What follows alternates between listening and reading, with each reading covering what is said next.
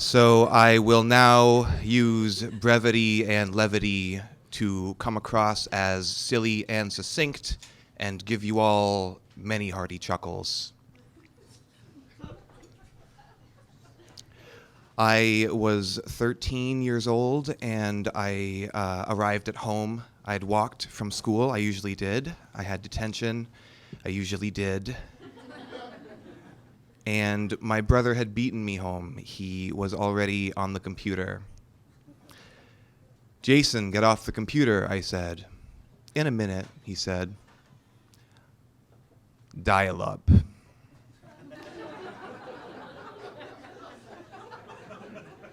Like 40 seconds go by and I decide that I've had enough. I've waited enough time.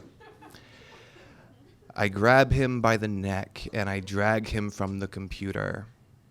Our computer was in the kitchen and our mom was there making dinner. I don't know if she saw, but she probably did. I drag him from the room and into the living room adjacent. I throw him on the couch and I start choking him. Something's different this time. He's not fighting back. His eyes are closed. It's like he's given up. I give him a titty twister and he stops that. Okay. He's present.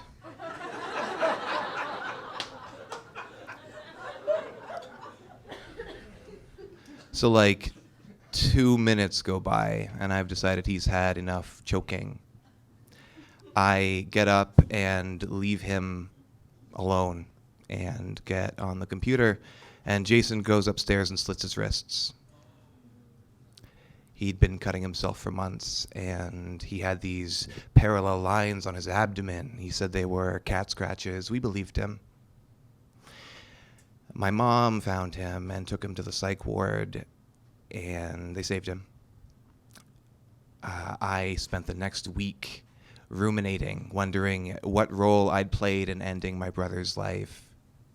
I cleaned up that bathroom, and those white tiles were never white again. Here's what I knew.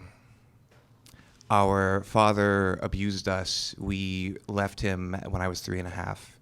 My brother Jason and I have these parallel lines on our backs. My brother has a triangle scar on his foot from an iron. He's a year younger than me, so he would have been like 2.5.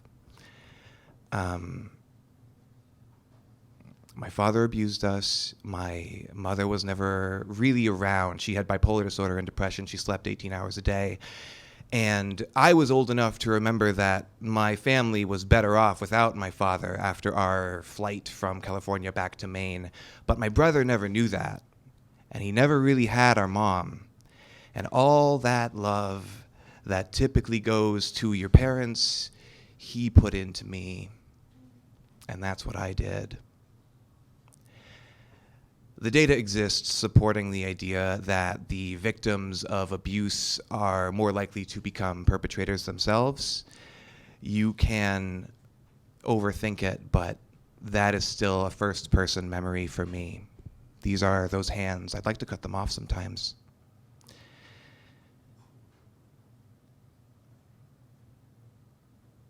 I can tell him I love him, and I don't do it enough.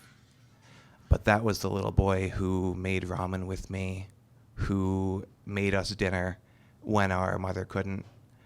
That was the little boy who I told stories to as a distraction for us both.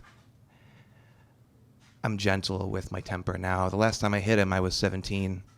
I was a wrestler in the 171-pound weight class, so like still pretty big.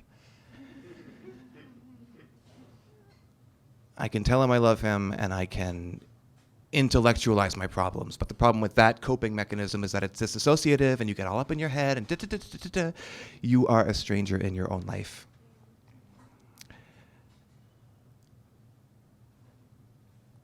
I'm not scared by this. I'm hurt by this. It scares me that this kind of pain exists in everyone in this room. And while we can reinterpret our pasts, our actions are writ in stone.